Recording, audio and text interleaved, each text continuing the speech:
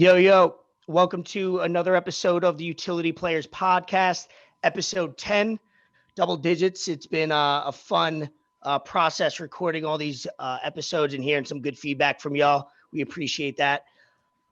We have a lot of fun topics to cover, anywhere from Paul Pierce, Deshaun Watson, Brandon Marshall, and KD versus Michael Rapaport. We thought we'd start off this episode with a lot of fun conversations because the sports NCAA championship, we wanted to delay a couple days because we wanted to actually review that, kind of wrap up the tournament, and also go into kind of the Masters and then lead into baseball. So welcome, boys. Yo. Welcome. Episode 10. We made it. Double digits. The big 1-0. I didn't think we would make it, though. A couple times I was like, I don't 10 might take like 3-4 months. You should make it. Yeah, should we though, since it is episode 10, before we get into anything, should we kind of reflect back on these last 10 and say like, hey, what, how we felt about it? And, I know one thing for me, I got to find my setup. Yeah. I'm switching every week. You look like you're in a jail cell right now. Yeah. I like it. My basement. Yeah. We're recording just NBA so Youngboy. the listeners know, it is not a jail cell. All the authorities on me and have people come He to loves house. his home. Like that meme of the guy that's talking to the wall. Yeah. Yeah. And if you ever need a paint sample, go to Ben's basement. Oh, bro. I got more paint in here than a Lowe's. Yeah. I can imagine you have a lot of like random stuff that every house should have, but they just don't have it. That I'd be like, I could probably go shopping in your like garage or basement, and you'd have all like those little intricacies for the house. I do, but I'm obsessive about things, so I'll get really into something.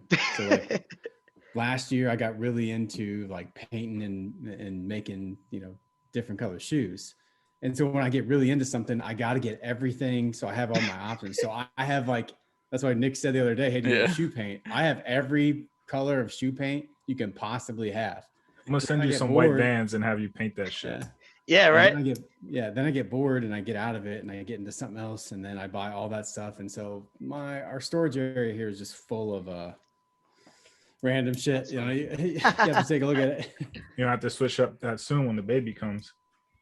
Yeah. Oh, for sure. Yeah. So let's jump right into it. Paul Pierce on Saturday released a video. It was what was it? An Instagram Live? Yeah, he was on live. Yeah.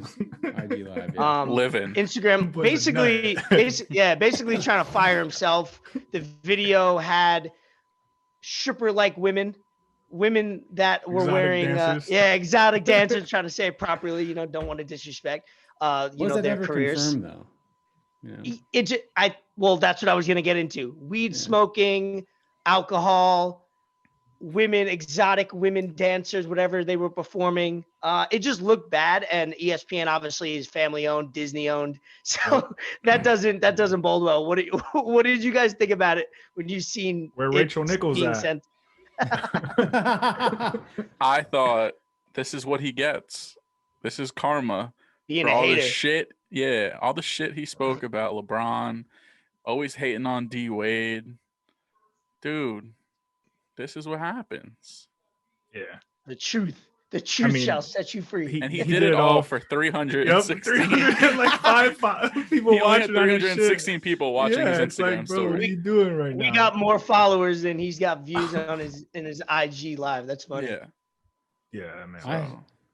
I have was wilding. I have other questions. I feel like I need answers to. Go ahead. We'll write them down. I'm never going to get them because only Paul Pierce is able to answer these. But, the one was, he's obviously not a dummy. So he would have had to have known, he knows he works for ESPN, which is Disney owned, the people who make Bambi. Disney owns ESPN. They're probably going to frown upon what you're putting out there. So he would have known that someone's going to catch this, especially in our age. And he still went ahead and said, fuck it, and did it anyway. It's so hilarious. That tells me that he wanted out. I think he wanted out. He didn't want was to do just that. fuck I it. think he wanted to live his life. He You knew think it was so? going to come that way. Why would he have done that? I don't know. That's what I want to know. Either he's the smoking that biggest loud pack, idiot but- ever. He I might mean, you be. got to know that. He is pretty stupid, I think, You from gotta- his you comment gotta to how know he that. analyzes the game. I think he doesn't think a lot about Yeah. what he does or says. So That was a I better need farewell to- tour I than he need to got when know he the retired. Yeah. what'd you say, Greg? I said I need to know like the background story. I need to know if he Yeah. did this on accident. Like, We have questions we want answered. yeah, I just We listen. need to know who the two celebrities were with him. I feel like they're not being talked to. We need their side of the story. I wonder if they talked about it before he went on. Like Paul Pierce was like, "Hey, ladies, I'm going to go on IG Live here and ruin my career. Get wild. I just want you to know. I want you Yeah. to do this and do that." Was that it? I also want to know, was that a spur of the moment thing? Did they plan Be that out? wonders. All Did these Paul things. Pierce, did Paul Pierce a couple hours before that, and they tried different positions before they went on, and he had the video up there and he was recording, but he's like, "No, I can't go. This isn't live material yet." Or did he just randomly say, "Fuck it, I'm going to do this," and just go? I mean, there's so many unanswered questions. I feel like ESPN shouldn't have fired him yet. They should have brought him on, let him explain the situation, and then someone should have came, in the view and said, "Fuck it, Paul Pierce, you're out." Yeah. That's what should have happened. I try to Hey, think well- about like. Go ahead, Go Greg. ahead. No, you're good. You're good. I was trying to think when I seen that, like, what could make me be that drunk and I'm trying to think all the times that I got drunk, blacked out, whatever, that I sent something or posted something that I regretted, and it still wasn't like on the Richter scale of what he posted. So that's why I do think, in a way, it was like he said, "Fuck it," like I don't care, Mhm. He type went full shit. Two Tried to Live be Crew on like IG he Live. went. Yeah, he said, "Fuck it," too much. Go ahead, Griff. I just wonder if Deshaun Watson was there, if he made a stop, like, in an appearance or not. Ooh. Unless they were massaging Yeah, people, no. then I don't think he was. It doesn't qualify as his. That man This is shaking guy- in his boots. This guy He's lost his Nike He's done. sponsorship and his Dre by Beats or Beats by Dre. Beats by Dre, yeah. Dre by Beats by Dre sponsorship. That tells me that there's something going on or something's coming There's soon. got to be, because Yeah. it's, I mean, Yeah. if you're dropping it like that and nothing's even Yeah. like transpired or like he hasn't been accused of, I mean, Like, there are charged people of have looked into anything. this and they're like, "Hey, this guy's not winning this shit." Like, Yeah, it's I time told to go. you that a lot of the stuff I was reading is, apparently they have a lot of evidence, especially now with the Houston Police Department's involved.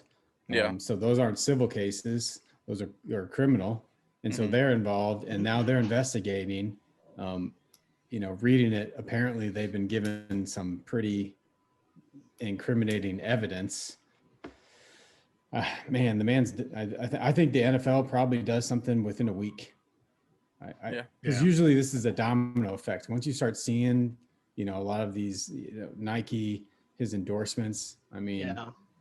something's out there. It's gonna be another and- bad year for the Texans. Yeah, I we thought recorded. Also, Go ahead. I thought also one of the things his lawyer did was so stupid. There's 22 women now that have accused him, and again, innocent until proven guilty, and he's still accused. But his lawyer then went and said, "I have 18 women that said he's been nice and nothing but a gentleman." So like, wait a minute, dude. Did you just go find like 18 random women? And then why Is it like his why family only members? 18? You like, if you're gonna take that strategy, wouldn't you want to go more than what he was being accused of? You only found 18. So Right. I thought it was like, what an odd move by a lawyer. Damn. I knew something was weird when Mia Khalifa was dunking in his living room wearing a I seen that maid video outfit or recently. a cooking outfit. That's funny. I remember that when Mia it, like, first Khalifa happened. though, like, come on, man, you could do better than Mia Khalifa. Like, What's crazy is he's a creep almost with limits, because he didn't. I mean, rape is extreme by itself, but he didn't get to the point of like sexual, like too forcing. It was just like he likes that game of touch me, and then like almost like teasing himself, because he doesn't go in too much. Like if you did that with 20, 30 women and not one of them you went too far. Didn't smash any of them, bro. That's what I mean. It's like, it's kind of doing weird. bad. Like, what do you, he might be like a real weirdo in that regard. And hey, if he did it, like we say, lock the boy up, suspend him. But It's just we'll crazy see. how it was like quiet for this long. You know, Yeah. like They're all coming at it if, once. If he was doing this shit, like Clemson must have, because you don't just start doing that. Like you don't just wake up one morning and you're like, oh, let me just like go fuck with some massage therapist. No, so like I'm pretty sure like he was doing that at Clemson. So like either Clemson was just holding that shit under wraps like super tight, or they just didn't give a fuck. But it was like, I don't know, bro. That's two insane. things. Two things. I'll say this, and hopefully you guys get it. But Deshaun Watson is, he didn't do R. Kelly, but he's more Louis C.K. But he's like enslaved women. Both of those guys. R. Kelly, enslaved women, and Louis C.K. basically just jacked off in public. Asked them if he could jack off in front of them. So like Deshaun's right in the middle there. I heard a comedian once go, "Why are we so mad at Louis C.K. for doing what he did? You know how embarrassing it is after you come when you're jerking off, like how humiliating by itself it is. You just sit there with like, it was just that the breakdown. clarity. That breakdown made me realize like how stupid that is for him to want to do to women or do in front of women. Is wild. And then the other thing about Deshaun, which I don't think looks well for him, is he played for the Texans. They obviously have their athletic facilities. He most likely had access to multiple massage therapists by the Texans staff every day. Absolutely. And he decided to go outside of that and hit people up on Snapchat and Instagram. Now, dude, what are you doing? He was on Houston. Nothing good happens on Snapchat. Yeah. It's also a terrible app. So, dude, their interface is so bad. I can't. Sometimes it frustrates me. So our next topic, staying on course with what athletes do and say, will go on Brandon Marshall. I wrote Brandon Marshall is dead wrong. And this was a podcast with Ocho Cinco. I should actually start listening to that. It's called I Am Athlete. Yeah. Yes, I got to start listening to that because it seems like just dude sitting down, just chopping it up, kind of what we do, just whatever's going on. He was so passionate, and Gravy didn't get a chance to watch it. He'll probably watch it either during this. Yeah.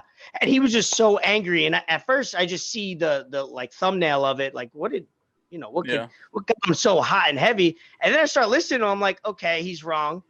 And as he's getting more mad and explaining it, I'm like, wow, this guy, I've never seen a human being be so dead wrong and get so angry. While he's telling other people, right? Hey, and he was telling the other people to like do your research, and I'm like, hey, listen, bro, I don't know. For our listeners, does someone want to recap it so that they know what he went off about? Yeah, you could go for it on that. Well, I didn't really watch it too much, honestly. Like him screaming and being so wrong, just kind of like I had to just swipe it down. I just saw it. I believe he was talking about like NBA contracts versus NFL contracts being guaranteed or something like that, and just going off.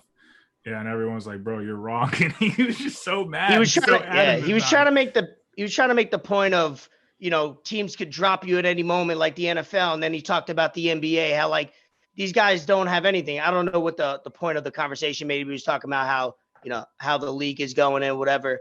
But yeah, he was basically making the point that there's 3 people. He was screaming it.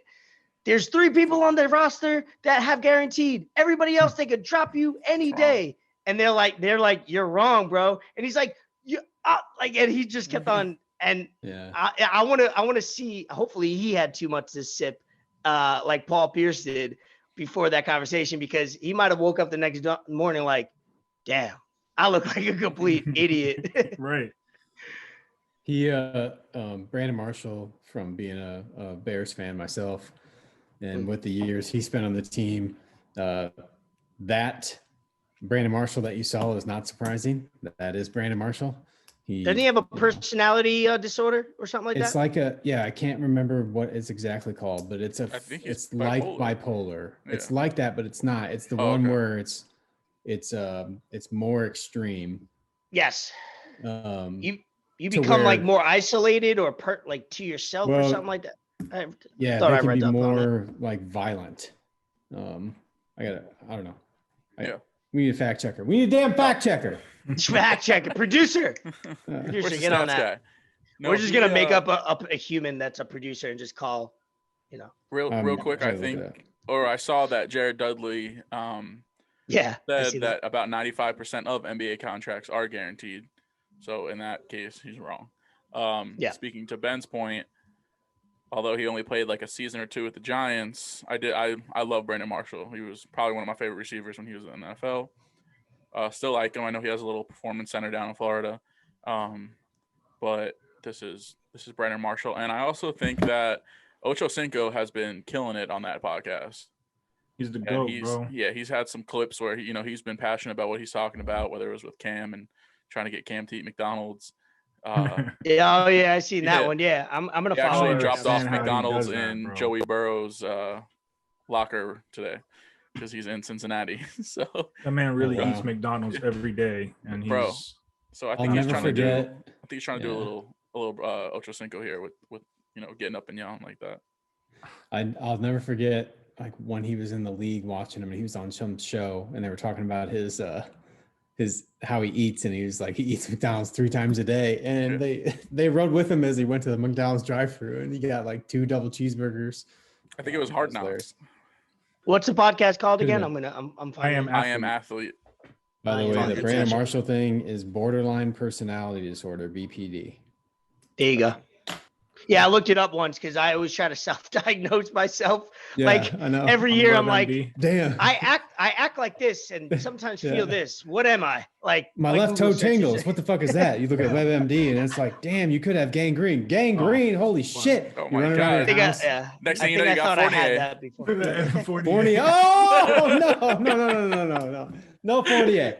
No. If I ever for the moment was looking down there taking a shower and I saw like some sort of discoloration that could be the size of a pea and it's like turning like my skin was dying or something, I would probably drive to the doctor naked and be like, this is Fournier, get it out of me right now.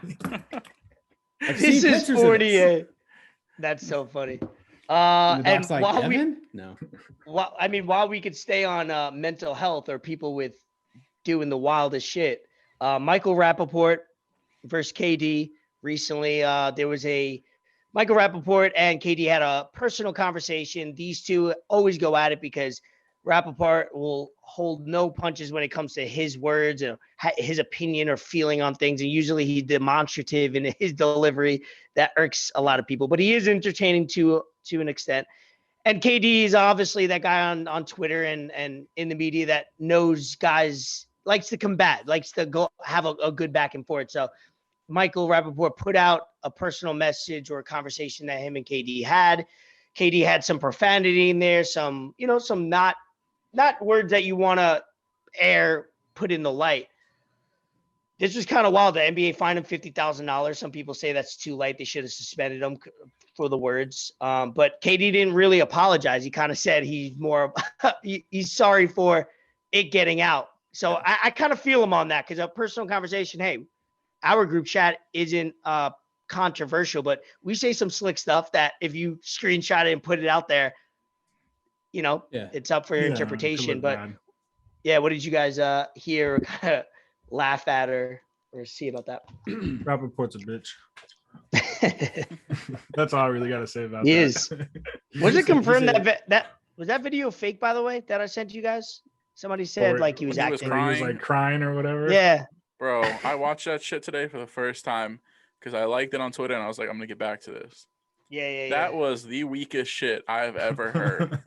Yeah, the comments I thought they were saying he was like faking it. They clipped it after he like joked. Yeah, he looked that he was crying.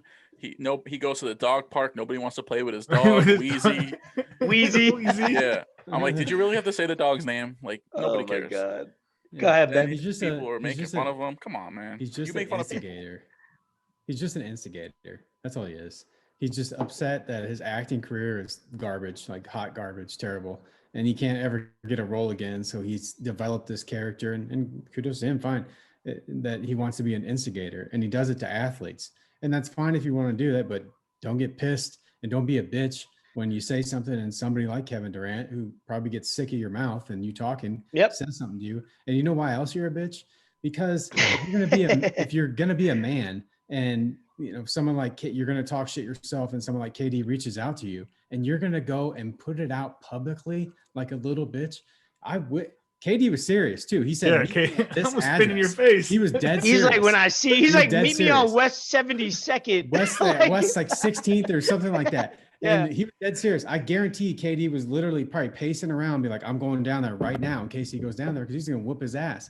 But no, Rapaport was a little punk and had to put it out. Like, no, look at how this man's talking to me. Shut up. And if I'm glad KD didn't apologize, I would never apologize. Me too.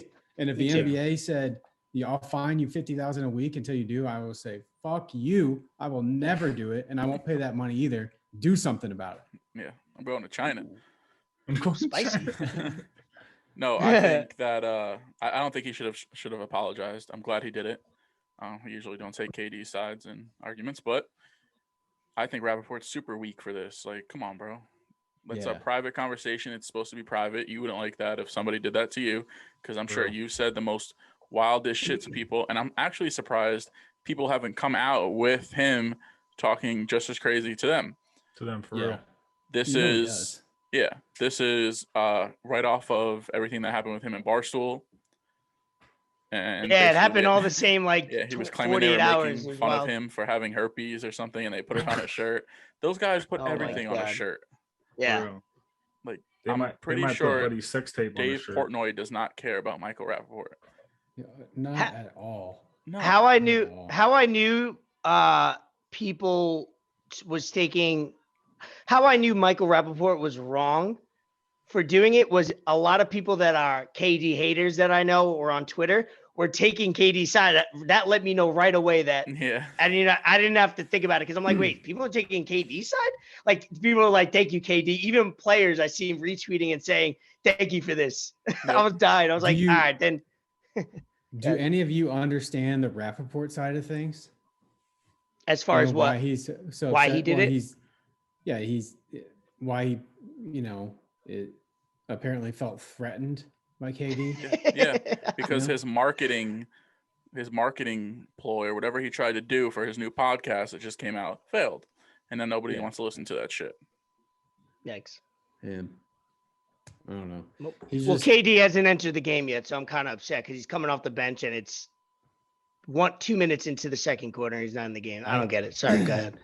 I think, Rapaport, in a way, that's what he's doing. He's marketing himself. He's being this type of, person, this instigator person in a public space.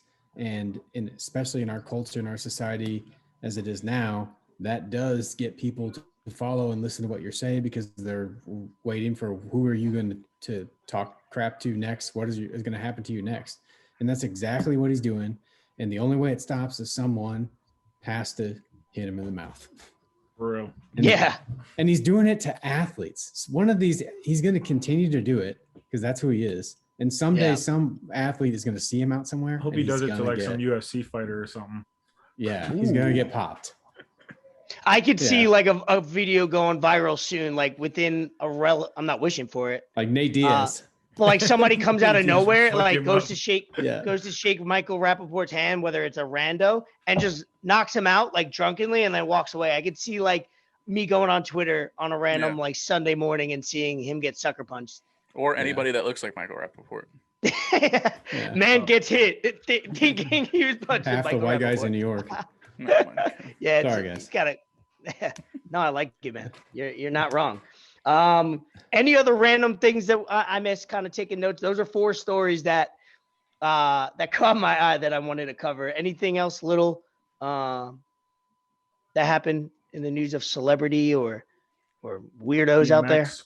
DMX. Damn. Not RIP. I want to talk about this. Yeah, go ahead. I forgot to write that down. Does anybody know what like the whole story, everything? Did they ever say what he OD'd on? Nope. Or anything like that? Last I heard, he was in grave condition, and then I haven't seen any updates since. So like his family and his kids flew out to the hospital and everything like that. Yeah, they were playing music outside the hospital. Yeah, that's crazy. I think I saw today that he's now in a coma I mean, I seen vegetable state. I don't know how accurate that is, but for some OD, it was probably like, I don't know, fentanyl or some shit had to be mixed in it. That's like the big thing now going around with people OD. Yeah. Yeah. And man, I hope it's unfortunate because when it gets to the stage where he's at, it's most likely not good. If he makes it out of it, there's going to be some real damage probably, and there'd probably be a miracle. Unfortunately, it's just the facts of life. And I think he's a rap legend, man. I know I grew up on him, especially. Yep. I used to listen to that Rough Riders anthem. That's when they have Walkmans, and we actually had the CDs, and we put them in there. And I used to walk to high school listening to that, man. Remember Def Jam, that fighting game where X gonna give it to you? Yeah. My little brother loved that video game and would bump X gonna give it to you like every hour of the day. And that song, you drop that right now. Yeah. That intro. Things might break around you. Yeah, right? As soon as that starts, that intro is like, yeah. And I'm like, oh shit. I don't care where I'm at. If I hear that at, I don't know, TJ Maxx. I don't know why TJ Maxx. I went there. I never go to TJ Maxx. But if I was there and I heard that, I'd probably bark. Like, yeah, DMX is in my top 5. I have a top 5 artists of all time. Then I have the underrated artists like the Fabulous, the Jadakiss, the DMXs, those type of artists that never get the quality love. But we need to hopefully hear you don't die and he's okay. But damn. That's something. That's a top 5 of my level we need to do. Yeah, like outside, like disrespected artists. Oh, okay. Or just top 5 artists. Top 5 overall too. Not right now because I need to really think. Next episode, we'll come back next episode with it. Right. Yeah. Top 5 artists and top 5 underrated. So we'll say underrated or underground, probably not known. Okay. Or unappreciated, stuff like that. Yeah, like that. Let's see. So let's talk about the NCAA championship game. I'll let you guys kind of take the floor with that. I was watching like 5 things on Monday that I was switching back and forth. I made a joke. I needed more TVs in my house because there was too many things on Monday. But what did you guys think about the game? Kind of blowout, wire to wire, kind of start to finish blowout. So I haven't seen one of those in a while. Dude. Not surprising. I mean, for a couple of reasons. I mean, Baylor, from the moment that game tipped off, just smacked Gonzaga right in the mouth. They never let up. Every time Gonzaga tried to bring a ball to the court the entire game, Baylor was in their face defensively. They never let them get a move on them. Baylor kept forcing them to turn their back. They could never get in a rhythm. Jalen Suggs got those 2 fouls right away. They couldn't. Yeah, I see. He was out Baylor early. just bodied them, and you do have to ask the question. So, one, congrats to Baylor and Nate Crannell. Yes. Family member there for winning the whole thing. I don't know why he's not on here. Nate, you're disappointing for not being on here right now. No, we're gonna set it up. We're gonna set it up for probably next week. But Gonzaga was undefeated all year. Baylor lost 2 games, but those 2 games they lost, they had COVID issues. So essentially, they could have been undefeated this year too. They were supposed to play earlier in the year, and they didn't because of COVID. But then, to me, it just goes back to which will be the knock on Gonzaga every single year. They play in the West Coast Conference. They don't play in the Big 12, Big 10, or one of the power schools. And I don't care what you say, you are not going to play the same level of competition, especially in your conference play. And so that has to come into effect there. Gonzaga never played anybody but like Baylor all year. And then their road to the final in the tournament was pretty easy as well, And Baylor just bodied them, dominated them. I think that buzzer beater took all the energy out of them. Yeah. Yeah, for sure. Drew Timme could not do anything. He's getting bullied. Yeah. And so, shout out to Baylor. They dominated. Yeah. They deserved it. Yeah, they did. They were everywhere. They really were. It'll be. And then I saw already preseason. Anything else? They got Gonzaga number 1 preseason ranked, and then I can't remember who else. I think Michigan number 2, and then My Blue Devils, number 3. Mark Few can't win the big one. From unranked to 3. Yeah, dude, we're shuffling in a whole new crew. We have 3 5-star commits already. I think we're working on a 4th. So how about Ben mentioning that he wanted Coach K to retire? So my coach goes ahead and retires. Yeah, that's ironic, right? So for those who don't know, Roy Williams retiring from head coaching, leaving UNC. Yep. I thank him for some national championships. And I was watching The Last Dance. Shout out Hubert Davis, former Nick, former Net, my wife is former Tar Heel. I was watching The Last Dance, and I forgot that Roy Williams was an assistant coach when Michael Jordan. So he's been in that. He's been with that organization, that university, for what, 4 decades almost? I don't know. Well, he went to Kansas. Yep. He went to Kansas, but when you add them up, that's incredible that he was there for or had that legacy. Yeah. Shout out to him. I've actually been to. So when you go out there, because I've been to Durham twice, and then while I was out there, I did the whole Tobacco Road thing. Drove down to see it, even though, by the way, it's not 7 miles; it's longer than that. And then Carolina does like a basketball tour. They have like a basketball Hall of Fame, and so I did that. And they have a big shrine to Roy already in there. Oh, wow. Is it Duke or UNC that it's smack dab in the middle of the hood? Most universities are, but someone told I think it might be Duke. That it's Duke. Yeah, that like Duke's in outside Durham. Outside of that campus, it's not well. And I'm like, damn, that's crazy. You could a lot of crime happens there. Maybe one of these days I'll tell a story on here, but I have the wildest. So a friend of mine, his friend works for Duke, and so we got free tickets once, and me and my brother were born and raised Duke fans, so we went out there and did a tour. But then that night, we went out and got lit and had the craziest day. Yeah. One of the days I'll tell that story. Yeah, be careful not to say too many details, just in case family and friends are watching. Think of you in a way. It rolled into me not losing my ID, missing our flight because they wouldn't let me on the plane. Oh wow! Getting body cavity searched twice. Standing in line in the O'Hare Airport behind Taj Gibson, and I hadn't showered for 2 days. Looking the way you look like, damn. Then you got cavity search. I would let you go. Right? Go ahead, sir. No. No. You got any weapons on you? No problem. Hey, just keep them stored. Keep them stowed. And that is exactly why you don't work for TSA. You're all right, Ron. They had MSG. Me, on the other hand, over there. Oh, stay right there. When I fly, I make sure that I interact with Bree so they know I'm with her, not traveling alone with long hair and a beard, because they profile. Yeah, I love that. When I had my big beard, I used to go into the airports and just wait for somebody to say something stupid to me so I can sue their asses. Yeah. Okay, these moms at the game, nice. That's fun. So anything about the game that we missed or the tournament? By the way, I think I watched more women's basketball tournament than the men's. I want to by minute because I watched a lot in the hotel. Invested in it.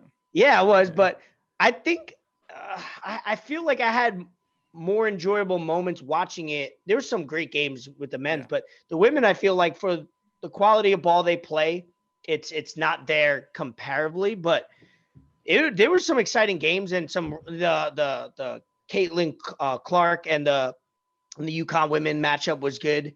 And there was just a couple late games that were game-winning shots. Even the championship game that almost dropped to hit the rim. So I was trying to think objectively. I was like, which one did I enjoy the most? I think I did enjoy the women's tournament, which is wild for me to ever say. But I don't know. That made me think that made me think was the men's tournament overall for you guys a letdown? Didn't have the energy because it didn't have the crowd, because the crowd is college basketball and you love to hear the marching bands, all that. Was it a letdown in general? Did it have that buzz like it usually does? I'll say quickly because I don't have too much to say about it. I think not having the North Carolinas, the Dukes, the Kentuckys kind of showed. I agree. Year. I did. Yeah. And especially with I agree with that. Villanova and Virginia not being the teams that maybe they usually are. I think it was just the level of teams that got up higher to the games where more people are going to be watching maybe just wasn't there. And shout out to Baylor. They were really entertaining to watch. I mean, it's one of, if not my favorite event every year. I love March Madness. And it definitely did not have the energy that it normally has. I missed it, especially with the crowds. I also hate having it all in one place. I didn't really like that. I like it being in all these different cities too, because if it is in your city and you've ever been to like the events, it's like it's the best time. The teams too, I think the COVID really affected a lot of teams this year. So the tournament kind of made you feel sometimes like, do we have all the best teams here? I don't know if we do. Just other teams got affected and couldn't get in a groove because of the way this year was. Yeah. I mean, it worked. They did what they needed to do, but I don't think it definitely did not feel like March Madness like it normally does to me. Sure. Yeah, usually there's like that. They give out that outstanding player, and I think Garza for Iowa won it. Mm-hmm. He won the Wooden Award. The most outstanding player for the tournament was Player of the Year. Was the dude from Baylor. I can't remember his name right now, but the guard from Baylor. The white dude? Not Mitchell, the other dude. Butler, Jared Butler. Jared Butler. Yeah. And I would say you guys are right as far as what I said about the crowd, what you guys just said about the teams. But I would add a third factor. Was there a player or two that had a Steph Curry run where he's lighting it up for 30? Were there players really putting out Carmelo Anthony performances as a freshman? I felt there wasn't. You guys watched more than I did, but I just felt like that was an added thing where there was no buzz to be like, that's the player of the year or that's the player of the tournament.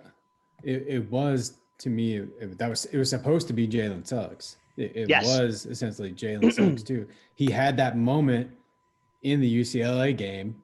Yep. And then he went to the Baylor game and he did not. I mean, he got those 2 quick fouls and it was done for him. Yeah. See, for me, it was Cade Cunningham. Oh yeah. Number 1 pick, I think for sure. Yeah. Not seeing him have that Carmelo Anthony moment or maybe carry his team a little bit more. I started to watch him a lot as the season started to end. And then I watched him in the tournament, had them go into my Final Four. I know, stupid. But he looked very hesitant while playing. I think he was trying to get his teammates involved, trying to be a good teammate. Maybe did that a little too much, but he has the potential. Maybe his game will translate to the NBA better because there's more space on the court. Yeah. But man, I was waiting for him to like score 15 in a row or just impact the game in a larger way than he did, which he did, but not to the level that I think he's capable of doing, and I'm sure he is. So that was something for me for this tournament. Was he kind of disappointed me. Yeah. What about it for? Did you get time to watch any of these games or kind of the championship game? No, I didn't really watch anything. Championship game and like the UCLA Gonzaga game. My buddy came into town and he's a single dad with 4 kids, so you did some wild stuff. He's like, "I'm going out, bro. No excuses." I was like, "All right, let's do it." So yeah, I missed all that. Any good stories? Yeah, some, but I'm that you would like to share or that you shouldn't. Yeah, I know. That's why I did that. I wanted to see if I can catch you slipping. Nah, you ain't catching me lacking. Let's see. So let's go into baseball. Opening weekend was last weekend. That's something that's, not too much buzz.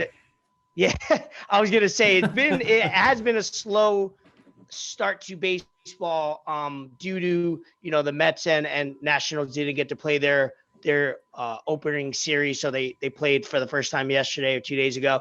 And then just players on the IL. They call it the injury list now, disabled list formerly, which is they didn't want to offend disabled people. So let's not go into that, just for you guys to know. And there's a lot of guys on the IL now. In our fantasy league, by the way, Gravy, you were complaining about not having enough slots, which is true. I put 2 out there, but if everybody had 3 or 4. I'm being dramatic. I agree.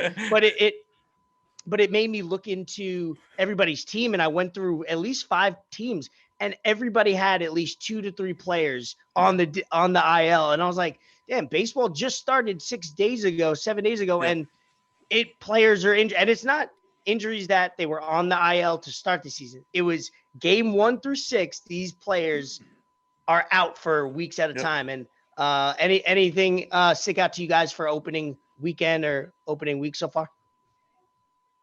I got something.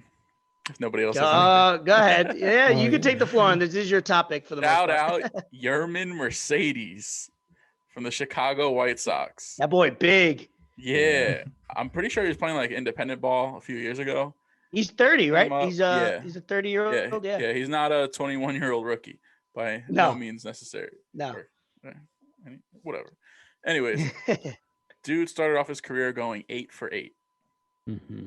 Yeah. And he originally just was spelling somebody on a day off. I think he went 5 for 5 first game, 3 for 3 the second game. Or he went 3 for 4 because I think he started 8 for 8, and then he wound up being in the 2 games 8 for 9. Whatever. Yeah, no, for sure. He, like, at some point, like the next day, they came to Tony La Russa and they're like, "Hey, like, is he gonna play today?" And Tony's like, "What do you think? Like, I have to keep him in the lineup." Any big boy like that is in the Bartolo Colon sexy club, where you got to respect a big guy going out there and fucking swinging that big stick. Yep. And to stick with your point about all the injuries happening, this is how crazy baseball is. Why are you throwing up tees? Because this man says swinging the big stick. I said that nobody reacted, and I just carried on. Like I was waiting for people to react. That's funny. Sticking to your point about injuries, these things work themselves out with baseball teams. That's why. Yeah, they do. Especially as a Mets fan, man, we have injuries every year, but they somehow work themselves out. And yes, Eloy Jimenez went down for the White Sox. This guy comes up. He wouldn't be playing. He probably wouldn't even be on the roster if Eloy is on it. So he gets the I think he's a catcher. So he caught, and then he DH'd a few games. This way Jose Abreu can go back to first. So it's like these things all work themselves out. And man, real quick, I got Bellinger hurt. I got Tatis Jr. hurt.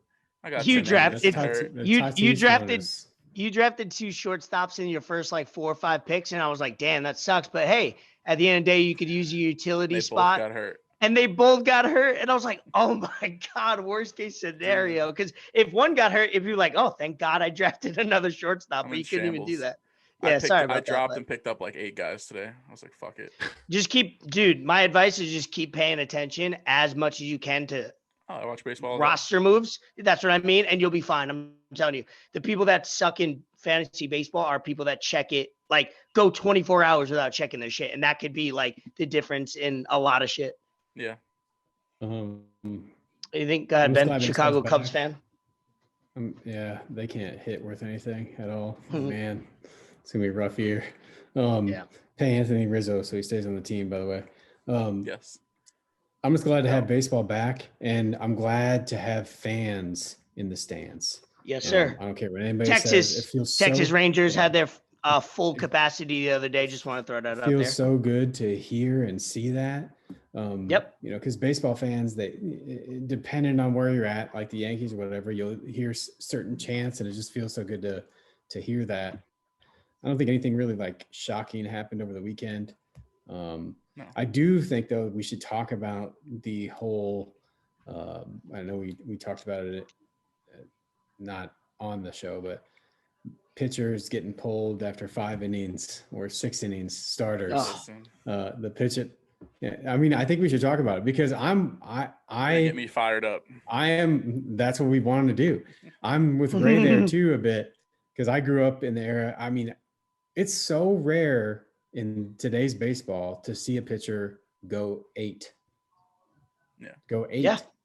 And when I was growing up, you saw that all the time. Yep.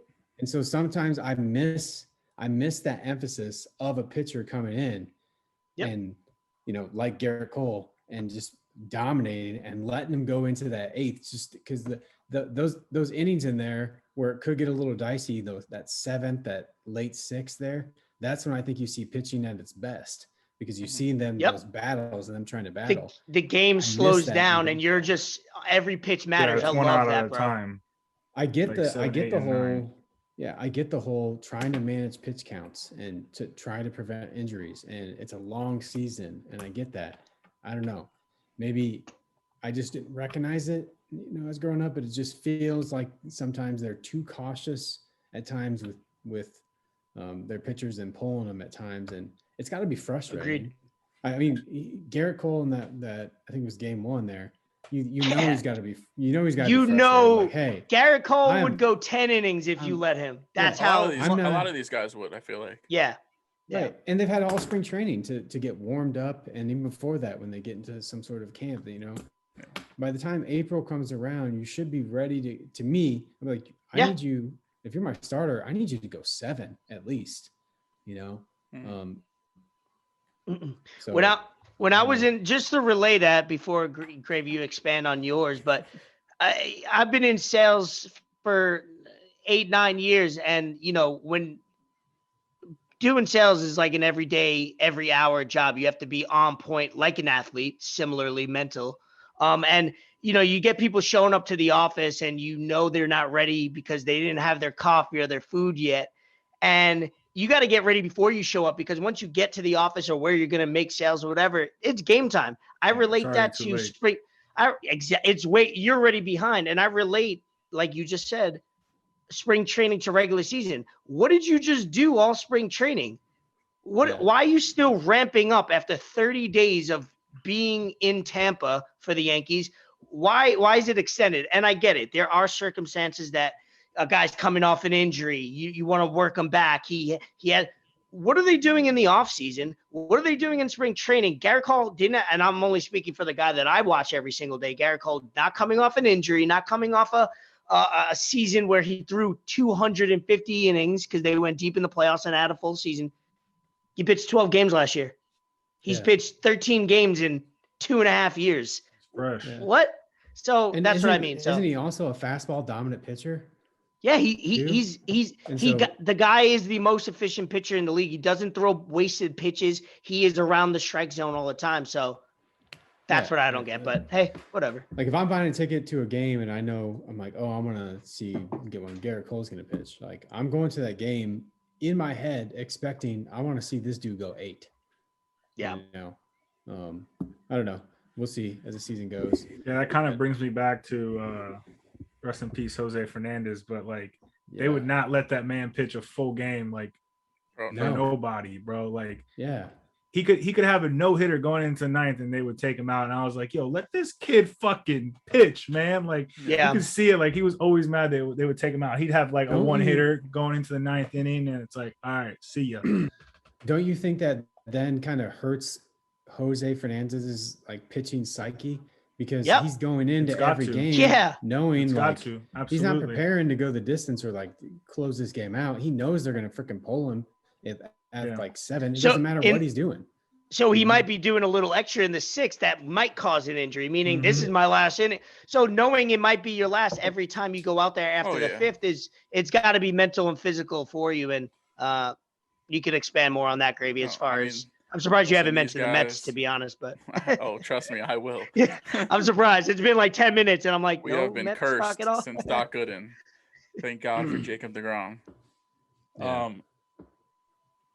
I think, listen, you get guys, they walk out for the next inning, or they're in the middle of a tough inning and they peek into that bullpen.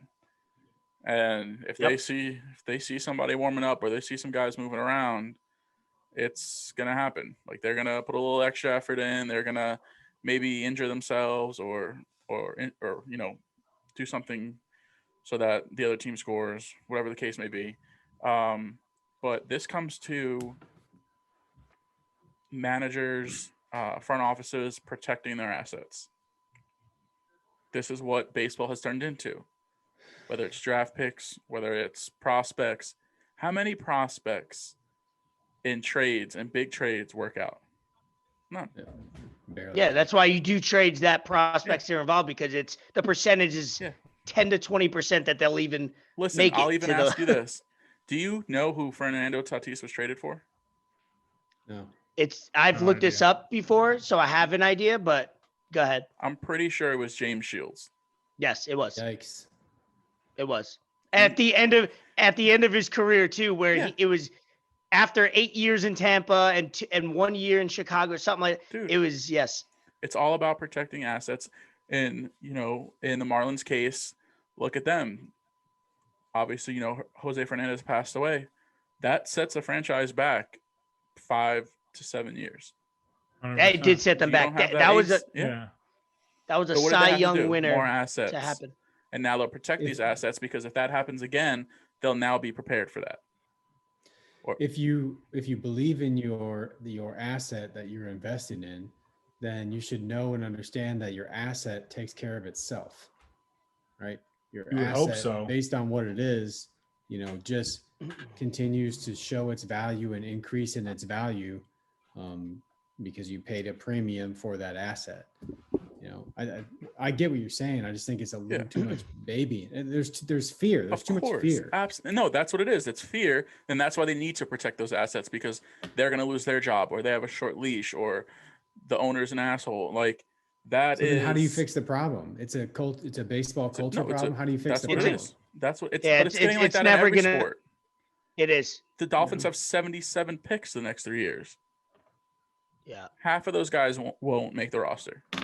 And I feel like if you expand the rosters, it'll be better. Because I was watching the Yankee game the other day, and they were talking about the Yankee, like more than half the Yankees roster was in the bullpen. Yeah. So that's why I also didn't understand why they were pulling Cole out. Like, you got all these pitchers that could go. I will say, sorry, Ray.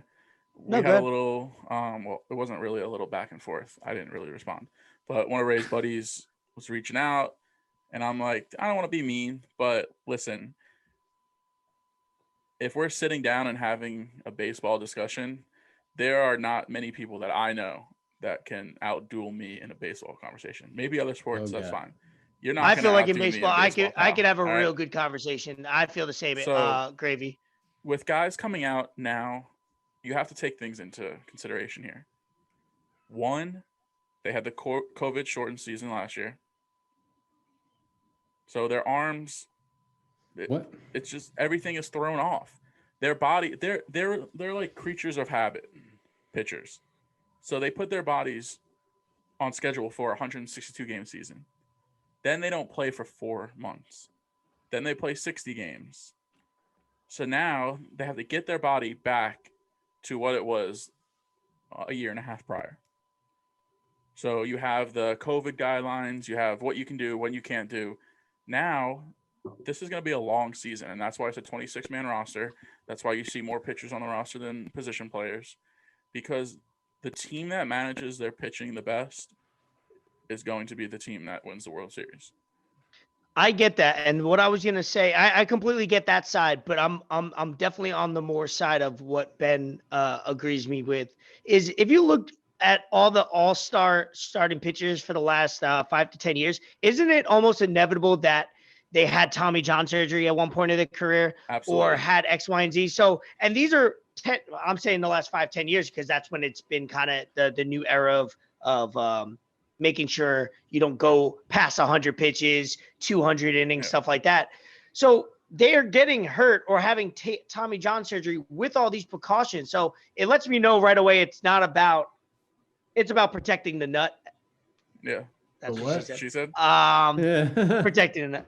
But I get why they do it, because athletes are so more valuable now than what 40 years ago when they used to pitch complete games. Pitches. No, exactly. And I get that. It's worth a lot. One started. Garrett Cole is worth way more than the $360 million that he signed for, because of how much money and profit he could bring in over the next 10 years. That much money, and I didn't even know this guy's never won a Cy Young before.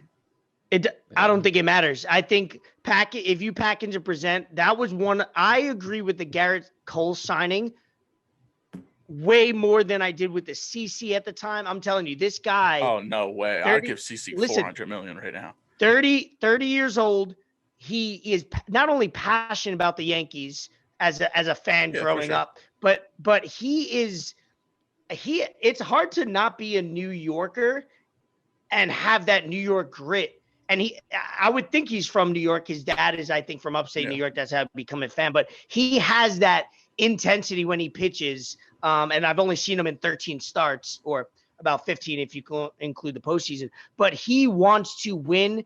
The way he speaks about the game. That's why I'm saying I love him, because I think when he's not performing, maybe in his mid-30s, I know that guy is in there that will grit it out like a CC. I become to love CC during the years because I kind of learned more about him personally.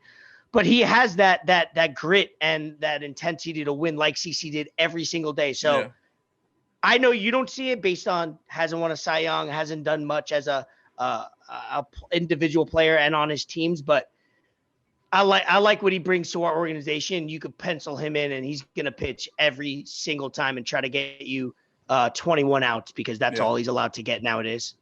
Yep, and it just go ahead, man. It just feels like there's too many excuses for everything, and I'm a no excuse guy. And there's the COVID excuse, so we're not in shape. When does accountability come in and say, hey, Our belief in myself, and I know if I was Garrett Cole, I would say, hey, I'm going out there and I'm pitching my heart out. You're not pulling me after 6 innings. That's not what I'm about. That's not why you're paying me less money. I'm going to earn that money. You're going to leave me in here, and if you don't, I'm not going to fucking play for you. Do you want to win a World Series? Take some account. I do, and that's why I'm going to. So if you injure yourself over pitching early in the season. But I'm trusting in the work. I'm trusting in the work of myself, and like putting in the work in the off season to make sure I don't do that. So do you want these guys to like start throwing earlier, is what you're saying, so that they're ready for? Because not one pitcher. How much time do they need? How much time do they need to get ready to start throwing? I mean, literally, it's a long season. I know. A lot of pitches are thrown. What has changed from now? Yeah, that's what I want to know. 15 years ago, science, where analytics did do that. Science. What I mean, you could look at stats though and see. I guarantee if we could pull up stats, pitchers 10 years ago, starting pitchers used to pitch more innings. Yeah, when they were playing John the Plumber, when he was batting fifth. No, I mean they had steroids back then. Well, both. That's why they were on this recovery plan called steroids. They just threw fastballs. So they're ready to go the next day. They just threw fastball after fastball. I think, look, not one starting pitcher on opening day threw over 100 pitches. No. I think Marco Gonzalez had 99. From what I heard, and here comes my Mets, DeGrom had a cap of 100 for the game. We took him out in the 6th inning when he had 77. Now, our situation is a little different. I get our situation. I was waiting for the I get it. It took me. Listen, we lost that fucking game. Yeah. And we would have won it. Ben, I love that. Mowing people down. I love that he said this after we went into it, and it was like, and then I'm still even more. No, because listen, I don't think we're gonna see a player from this era ever win 300 games. Oh, although that's people over. are trying to denounce wins, like wins don't matter all of a sudden. That's I don't over. like What are that. you talking about? Who says that? Michael Rapaport? Slap that Brian Kenny from MLB Network, like baseball guys. For what? Yeah, baseball guys are saying that? They don't want to count wins anymore. Where do they want to count? What is it? I can't tell you right now. Dude. I don't like it, but I'm okay with it, and I agree with you guys in September, in the summer. I think as the season starting, like I said, our situation was different. We're going with a 4-man rotation the first 2 times through, and we are nothing without Jacob deGrom. Oh yeah. I mean, 100%. And listen, I know it, and I said the other day, it's game 1 of 162. It's not going to matter. That game might come back and bite us in the ass. And it's a division game, but I rather have him at full strength in September. Yeah. And a little insight: this is how Jacob deGrom's whole career with the Mets have gone. So. Let's see, 46% since 2014. 46% of his starts have been 1 run or fewer. 66% have been 2 runs or fewer. 84% have been 3 runs or fewer. and only 16% have been 4+ runs. Is this runs he allows or runs the Mets score for him? Oh, okay, no, because he does. And he doesn't get any fucking run support at all either. He doesn't, bro. It's comical. Every time he pitches, it's 1 or 2. 3 is like, whoa. He gets 1 to 2. It's insane, dude. How that has to be mentally draining for DeGrom himself. 100%. And we signed him out there. How could you your job? How could you be in that locker room and being like, doesn't do shit. Yo, I'm surprised we didn't give him more money. What is it? Like, what is it that you guys can't score runs? Yep. You know, when I'm going to go 2 for 2. He had his 29. Oh, and he went 2 for 2 with an RBI, right? You can ask for more. Yes. Oh, wasn't there a game last year that a year before? I think he was responsible for all the RBIs. I think that was Syndergaard. Still lost. Oh, okay. Syndergaard homer twice off Kershaw 2 years ago. No, but okay, that probably happened. But I'm talking, I think DeGrom, because I had him in fantasy. He like hit a home run and maybe a single, and he was responsible for 3 runs. You know what? I think you're right. I think it was or 2 runs. Yeah, I think he was responsible for 2. Maybe gave up 1, and then the Mets bullpen blew it or something like that. I was like, this man did everything that you. 29 that's like life. That's like Tom Brady. No decisions. That's like Tom Brady throwing a pass to himself, catching it for a touchdown, and it's like not enough. I feel bad for the guy. Oh, I feel bad for the guy. But for sure. In typical Mets fashion, we blew the game late. So. All right. Well, hopefully we didn't lose too many viewers while talking about baseball. So if we did, let's lose some more viewers or watchers. Hold on. Why is this playing? And talk. The Masters coming up, obviously tomorrow. Big weekend. What we got. Masters. I just wanted to mention it. We won't go too far into details. Obviously, our golf lovers out there will love it. Brooks Koepka's my guy. He's been since I started playing golf over the last couple of years. He's back. Knee injury. He got knee surgery last month, but he made sure he was healthy for the Masters. They had it on the PGA Instagram. Because they had the Masters in November, and now they have it in April. And the differences between the scenes of the flowers, and because that's what the Masters is. It's all about the scenery and all that. I'll send it to you guys. It's a beautiful sight. Who won in that's November? What golf is about. Dustin Johnson. Yeah, that's DJ. His winning again. We call him Dusty Bags. Yeah. Because he enjoys. He's been down the slope a few times. He likes going skiing on his off time. He likes to. I've seen him in West Palm 3 days. Years back. Yeah. And let's just say. So. That's my favorite golfer. So I encourage you guys, when you guys are working, you're doing your job sales, have it on in the background. It's good to listen to the birds chirping sometimes. Yeah, I was watching them practice have it in the background. Oh yeah, I was watching it as well. So Masters weekend, big WrestleMania weekend. I got my WrestleMania shirt on now. Rock it on Saturday, having people over. Oh, this is WrestleMania 3. This is Ultimate Warriors, Randy Savage, and I got a couple others. But I'm excited for that because it's been a shit show for WWE for the last year. I need some crowd. They're in Raymond James Stadium, Tampa Bay Buccaneers. So they'll have I think 40, 50 capacity. That'll be fun to have some viewers. And then let's jump into Bet the Fort. Fort sent me his bets earlier, but if you could pull them up. WrestleMania, Ray? No, I would have. We were talking about going last year. Yeah, last year was supposed to be in Tampa, but then they wound up doing it at the Performance Center. I was definitely going last year. And then when I found out this year it was going to be like half the crowd and the tickets were going to be hella expensive, I'll go next year, which I went actually today. I went 2 years ago. It was WrestleMania 2 years ago. I went today. It was like a throwback on my Snapchat. That was fun. That was an experience. But if I go to a WrestleMania and spend money and spend effort, I want to go where 100% capacity. It's fun. It's super cool vibe. So next year it's in LA, which would be a good excuse to go to California for a weekend. So that'd be fun. Yeah. I'm about any sporting event. Yeah. Yeah, of course. Yeah, dude, it's a vibe. That was my first WWE event since I was 11 years old. Dude, you get to see adults being kids and just good vibes. Yeah. Everybody's having fun, making jokes. Yeah, it's definitely something that it's not a sporting event, it's an event. Like it's just like an entertainment event that from the fireworks to the lighting to the little surprises, definitely something that I advise everybody, whether you're a fan or not, just something to cool to go to. So bet the fort. All time. Like I said, I'm saving these stories that I post on our highlights. All time, you are 8-5. Last week you went 3-2. 8-5. Obviously, I'll take that percentage. 500, baby. As long as you're over 500, you are profitable in the green. So give me your 5 bets that you have for this week coming up.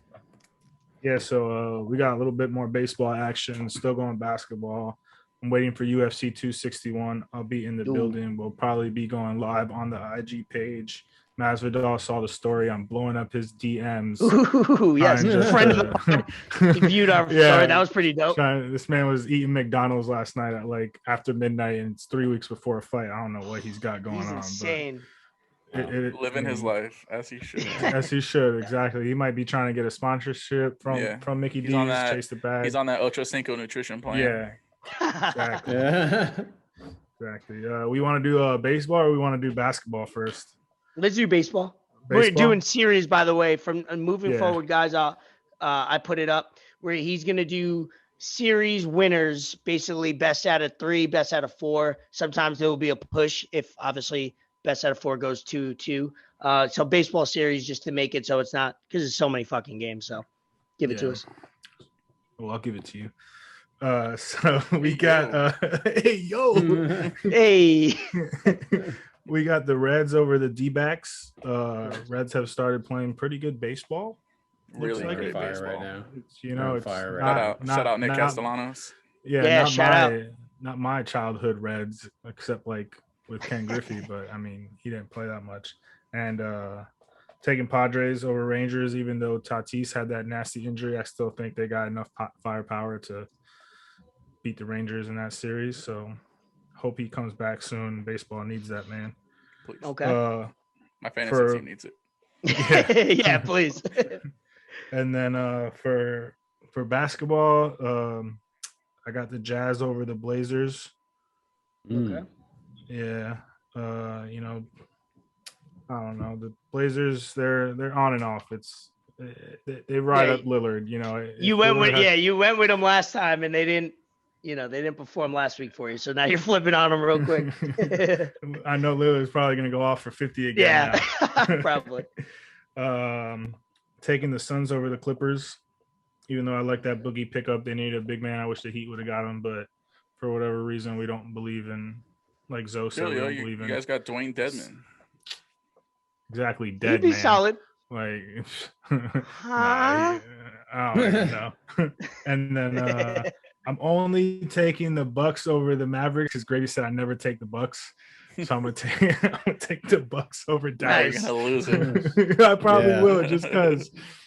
But yeah, those are my picks for this week coming up soon, next few days. Who do you have winning the Masters? Because you're so the Masters locked into that. Yeah, I'm taking Phil Mickelson. Oh God! Taking left. Immediately thinks about the first. It's not a bad pick, obviously, but immediately thinks about the only person he knows. He knows 3 golfers, and one of them got into a car accident. Yeah, he was speeding. He thought he was me out here speeding. The heck? Wait, dude. So Red, he was going 84. Go ahead. You're taking Brooksy? Yeah, I live and die by Brooks, but if I had to do another pick. I don't know. I always like going with Bubba Watson. He's in his first group actually. Got the Fire Force this weekend too. Yeah, so I'll go with Brooks as my favorite personally, and then I'll go with Bubba because I like to take guys that have golf for at Masters for years usually because it's all about experience with that course. Got to know how the lay of the land for that course because it's pretty tough on the back end. But I'm actually with Nick. I think Dustin Johnson repeats actually. Yeah. Very possible. Yeah. And then Bryson, obviously. There. I'm taking Dustin. And that guy is just Bryson. Those videos. That guy is just—he's a machine. There's that the guy who's like swinging fast as hell, and the reason in his prime. Yeah, the reason that he cracks me up so much is he is so hated inside the golf community. just because of the stuff, the way he acts and the stuff he does. The Trevor Bauer of golf. I was just him and Trevor Bauer. Yes. I knew. Yeah. He is. They are the same. They're nerds. They're nerds that are obsessed with the game. Obsessed. Yeah. And they just don't give a fuck about, and they don't give any a fuck. rules or the golf culture. Someone's like, swing as hard as you can. He's like, boom. Yeah, he don't give a fuck. I love that. That's refreshing to hear. And after all the complaints that we talk about players having their own personality, doing things their way, like we should want more guys like that because it shows genuine. Yeah, exactly. Yeah. And he can launch the ball like no other. 300. I'm definitely taking Dustin to repeat, but I will say Jordan Spieth's been playing some great golf lately. Yes, sir. Yeah. Coming off a win. In a sleeper pick, I'm going to take myself over Ben at Willow Creek Golf Course on Sunday. Hey, dude, I'm gonna put money on you too. please send some Snapchats or whatever, because I need to experience golf in Iowa, I guess, vicariously through you guys. What's the weather like over there for you guys to start playing already? It's nice. It's gonna be like 65. Yeah, nice. I guess that's like 90 degrees if you're in Iowa at this time. No, it's been hot. Has lately. It been? Yeah. Oh, really? We got a little rain coming, so yeah. Let's see. There's your Iowa weather report. Yeah. when it's funny because when we started this podcast, obviously it was like episode 1 or 2 that you guys were in hoodies, freezing. Like Ben couldn't open up his garage, he said, or something. So it's funny to see every other episode we're gonna get to warmer weather. I'll record from the snow, from the driveway. Yeah. And speaking of that, while I kind of have it fresh in my head, we're recording this on a Wednesday night. Gonna drop. We'll maybe drop this episode tonight or tomorrow morning. Probably not. Thursday. Yeah, probably not. But moving forward, Ben and Gravy have softball triple headers, double headers on this day. They got a lot of going on. So they have softball on Monday. So we're going to move our recording day to Tuesday. But I started updating some information details about the episode. We want it to be weekly. So we are aiming to record every Tuesday night. It might be a Monday once in a while or a Sunday, but definitely subscribe and follow us so you can get those notifications when an episode drops. Just wanted to touch on that because we've been kind of inconsistent over the last 4 or 5 weeks, and I want to build that consistency for you guys because a lot of people hound us when episodes aren't out on Tuesday. We wonder where it is. But yeah, so softball, my team, I don't even know why I went to that softball game yesterday in the playoffs. I didn't tell you guys, but I went 0 for 1 with a strikeout looking. It was humiliating. Oh my damn. God. But I can't believe you're showing your fucking face today. Hey, I have no shame based on my reputation for 99% of the season. Yeah. But it almost took long. It took longer to get there almost than for the game because we basically got like 4-inning mercied. Glad that's over with. I'm not going to repeat that season next year, so I'm off on Tuesdays now to record. Let's see. Any shout outs, any little things? Nate will be on the winner of our bracket challenge. Will be on. I'm gonna try to set him up for next week. Yep. We're gonna try that. Okay, cool. Hopefully he'll have. What's his specialty? Does he have any topics or any expertise in some things that he could share on the pod? Clearly picking he'll probably teach us how to save our money. Yeah. Okay. I like that. We could have a nice little business advisor segment. Yeah. I like that. He's in the finance world, so. Yeah, I love it. Any other topics you guys wanted to kind of go over? I had some NFL stuff, but I mean, going to the combine, which is old by now. Oh, so shit. I mean, we can't. Fuck the NFL right now. Shout out to the Jets. We can't be ESPN and talk about them every single week nonstop. I hate that they Get Up does that every fucking morning. Yeah. In the heat of the NBA. Bro, in the heat of the NFL season, in the NBA and baseball, all this going on, UFC, they lead off with football. They talk about football for 30 minutes. And I'm like, it was so upsetting to see that. And I think what they have is Get Up is the NFL show, and then First Take is like the NBA or the social issues, because they talk about football for 90% of their show, no matter what week it is. You remember how terrible ESPN was every fucking morning when Brett Favre couldn't decide if he wanted to play or not? Oh yeah, dude. ESPN is notorious for dragging things out. so long. You're They're the worst. So will you stop talking about this? I don't know. Yeah. I think they just talk about NFL too much, and I'm like, dude, just chill out for a bit. We get that the draft's coming up and all that, but chill the fuck out for a bit. I don't want to hear Kuiper and so was Mach 7 draft. I don't give a shit anymore. Talk to me the week of the draft. Yeah. And then let's forget about it, and talk about other sports. Absolutely. We don't have to spend too much time on it, even though the Jets traded Sam Darnold to the Panthers. Yeah. They got what, three draft picks from that? Yeah. The Panthers, it was like a second, a fourth, and a sixth, I think. So. Yeah, they still kept their first round pick. Robbie Anderson can't get away from Sam Darnold. I know. That's crazy. I forgot about that. He had a career year last year too. Yeah. He probably texts his agent in all caps. No. They gave Teddy Bridgewater, they let him talk to teams on his own to try to get a trade. So I'm thinking maybe he'll end up in Houston. I know they have Tyrod Taylor, but if they lose Deshaun, they'll have they maybe Teddy and Tyrod battle it out. Yeah. I'll keep my phone line open. Just thought of something else. Totally forgot. Oh, real quick. This is the end of the episode, so this is when we just spit fire whatever we got. Yeah. ESPN. Back to ESPN being fucking terrible. Breaking news. Still terrible. We started our own network. ESPN's top 25 under 25 list. Oh, yeah. That was awful. ass. That was terrible. It was awful. Yeah. Maybe like 90% of the players I would take in the top 25. I just didn't like the rankings. There's no way LaMelo Ball should be ranked over guys like Jason Tatum.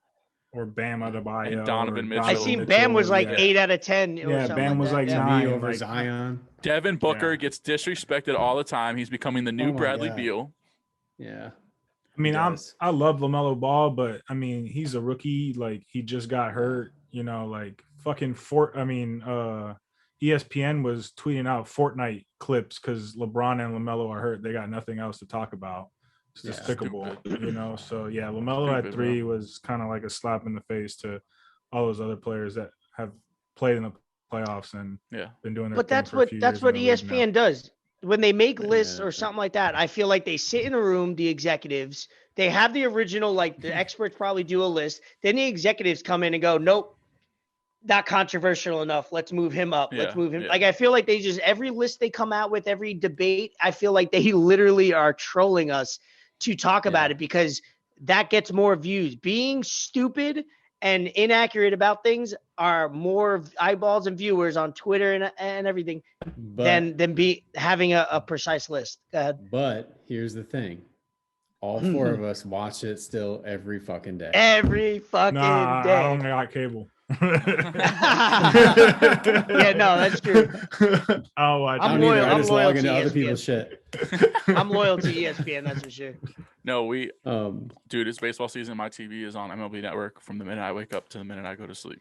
Yeah, that's a good vibe to have. Monday, I love that. I could just put on baseball and just subconsciously just watch highlights and information that I could regurgitate stats. Like, why do I even know that?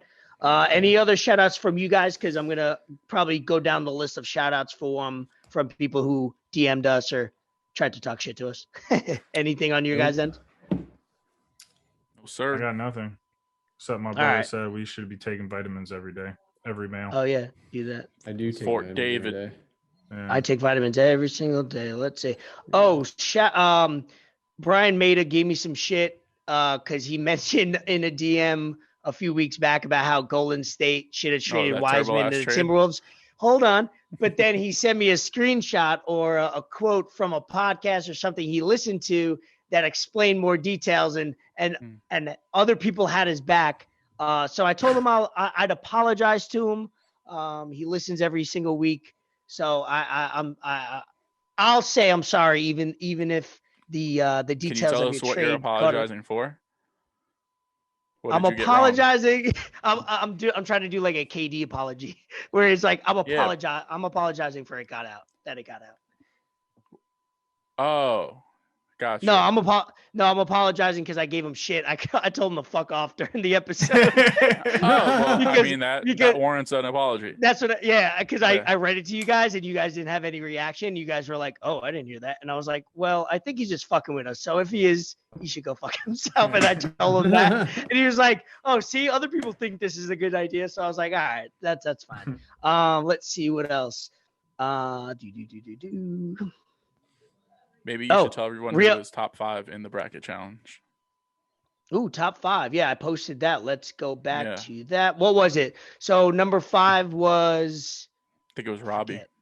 Robbie was number 5. Number 4 was Gravy. Was it you? Oh, shit. Oh, wow. Just look at the at least one of us finished in the top 5. I don't have it say... I think I was dead last. Was your friend, or maybe he was 4th and I was 3rd. My barber was dead last, and Nick alluded me to something. This dude, he messaged me and was like, "Hey, did you look at Ian's final score of the championship game?" I'm like, "No, I went and looked at it. It was 420 to 69."